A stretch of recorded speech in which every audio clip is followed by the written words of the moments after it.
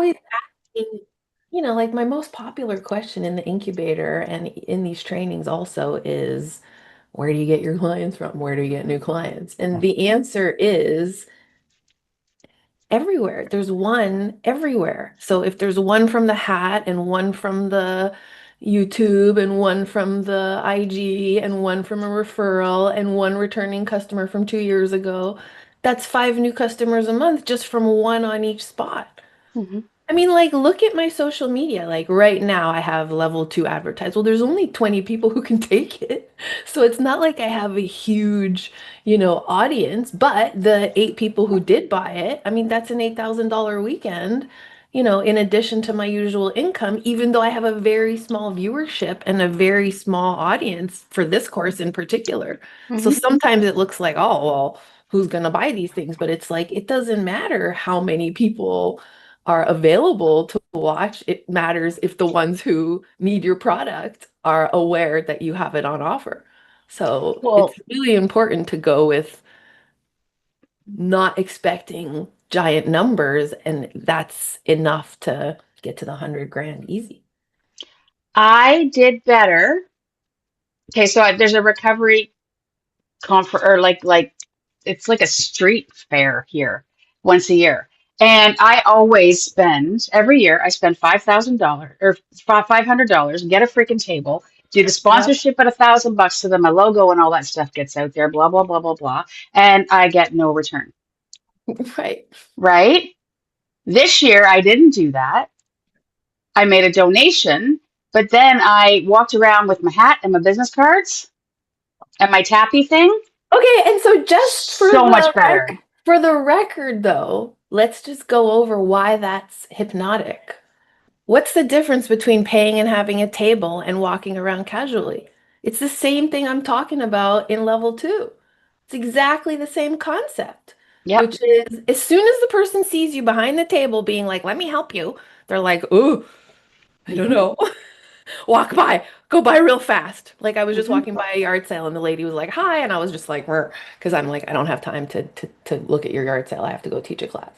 Right. So it's the same Yeah. thing that we're doing. We're like tunneling away from the people who want to put their fingers in our Hmm. lives. So the Hmm. casual, I'm wearing the hat is more like, hey, this is what I do. And then somebody is curious because they smoke or they have a eating disorder or whatever. And they're like, really? You do that? Oh, do you help people with smoking? I'm like, yeah, sure. Hmm. That's it. That's the initial connection. Yeah. So, And you were talking just a minute ago on how you can get clients everywhere. So I wear a CPAP machine. And so I had gone in and they were looking for my specific mask because it was a new shop to me. And so I'm looking around and the CPAP machines. yeah, I'm looking around and I said, um, there's a lot of research that indicates that smokers have more, they're at higher risk of cardiovascular and pulmonary disease.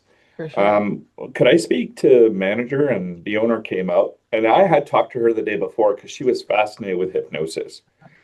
And so I said, I'd just like to put a flyer. It could be on a top shelf. I'll put business cards there, and my business cards say "Stop Smoking Sudbury." And that has generated $3,800. There That's you in a go. little over 3 months. But Hmm. this is the thing, Sheila, is you keep asking. I was going to say this later, but I'll say it now. You keep asking, like, how am I going to transition, yada, yada. But I don't see it as such a big deal for you because you have a reputation and you have a referral base.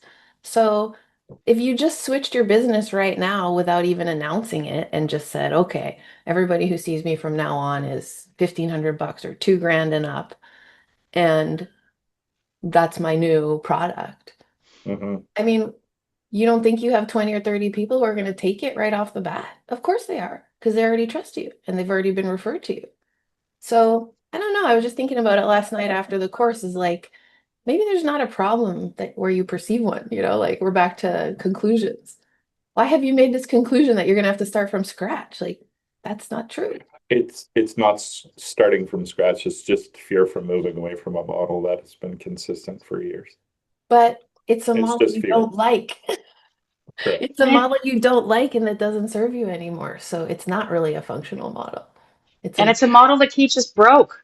Yeah, it keeps us broke, it keeps us tired. It also keeps the clients circling around their problems. Hey, Jody, I'm just going to give it another few minutes because we're missing like half the class.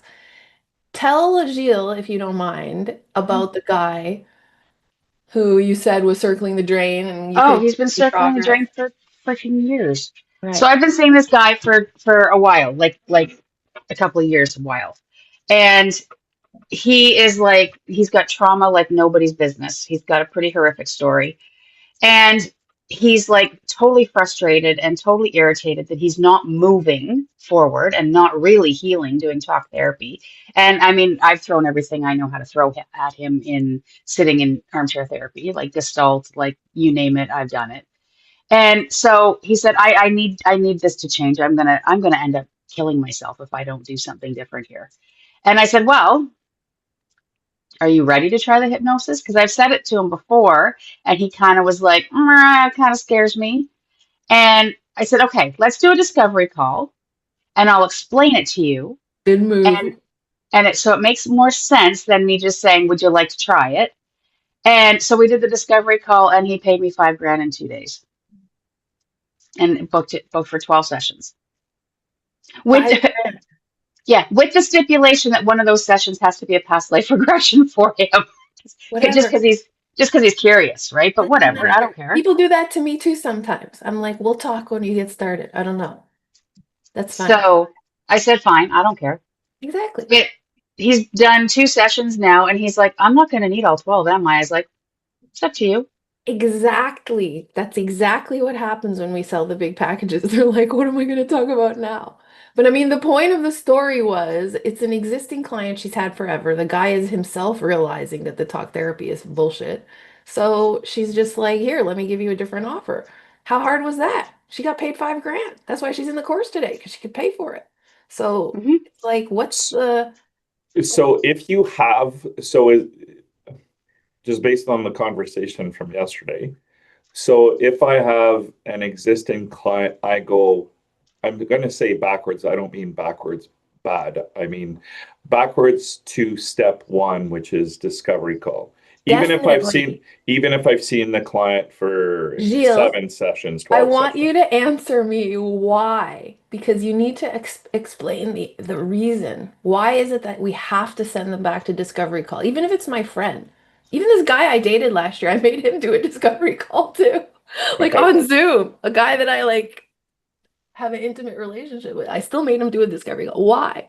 Why is it essential and we're not skipping it no matter who wants to skip it? Sometimes people say to me, "Hey, where do I book?"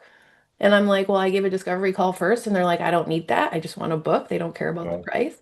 But I'm like, no, it's that. because it's the setup. It's But the say setup. what, but talk. I want to hear more. I want you to explain it to me in more detail. What does level two have to do with the setup? Yeah, because what we're doing is opening their mind up to change and opening their mind up to choice. And Why does that's that what, have to happen on the discovery call? because that's what creates the power of session one.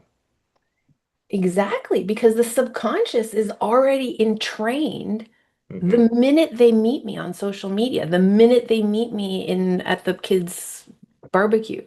Hmm. That's the inception of the change. And then the subconscious is tracking me on social media, my videos, my sharing, my personality.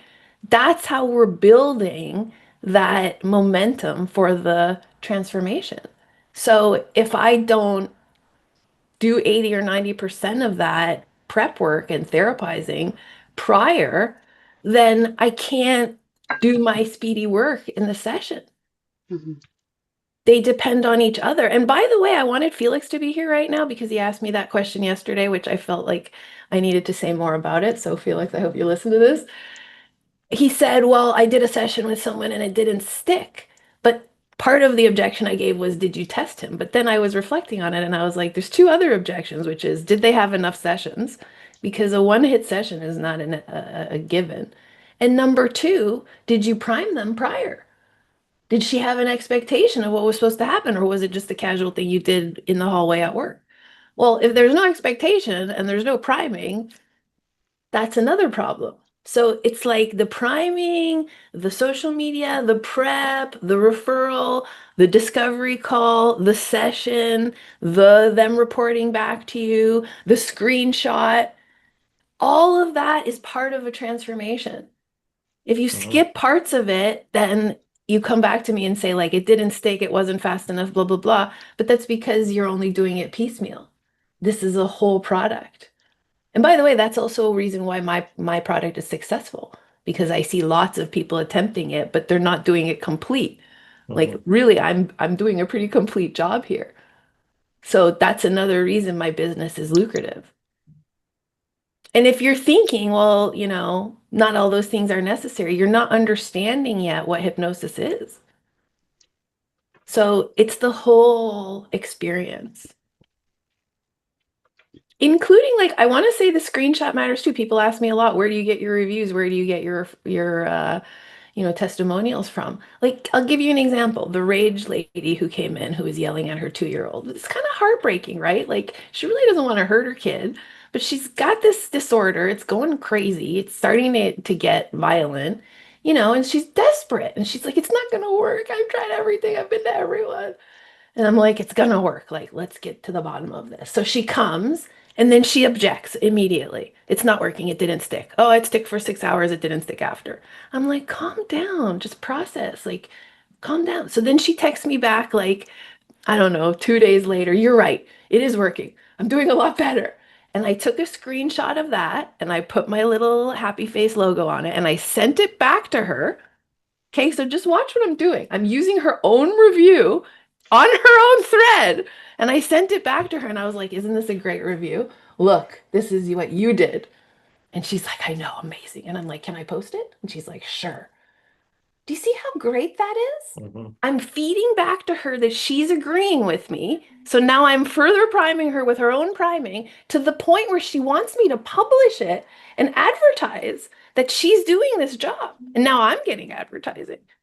So it's like always doubling down, doubling down, doubling down. Yes, you did do it. Yes, you did do it. Yes, you did do it.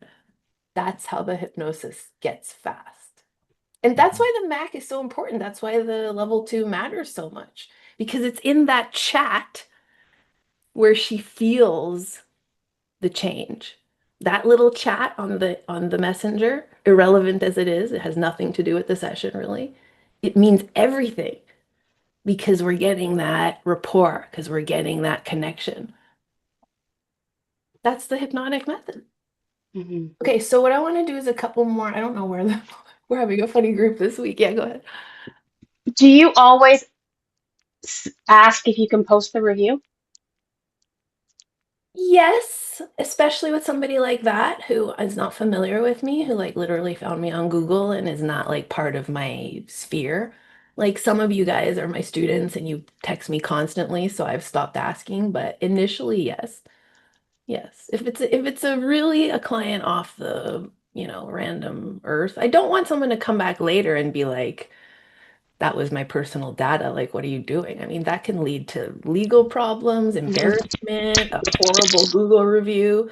Like, I never want to be open to any mistakes like that. Okay. And I take responsibility if I ever make one too, just as an add-on thing that I've never really said in training. Like the other day, somebody sent their daughter, and I said, oh, your mom was in the course. And that was a mistake. I shouldn't have said that because that's confidential. So I Mhm. immediately said to her, you probably already know that, but I shouldn't have said that. And just so you know, this is how this is going to go from now forward. So I'm very transparent. I'm very honest.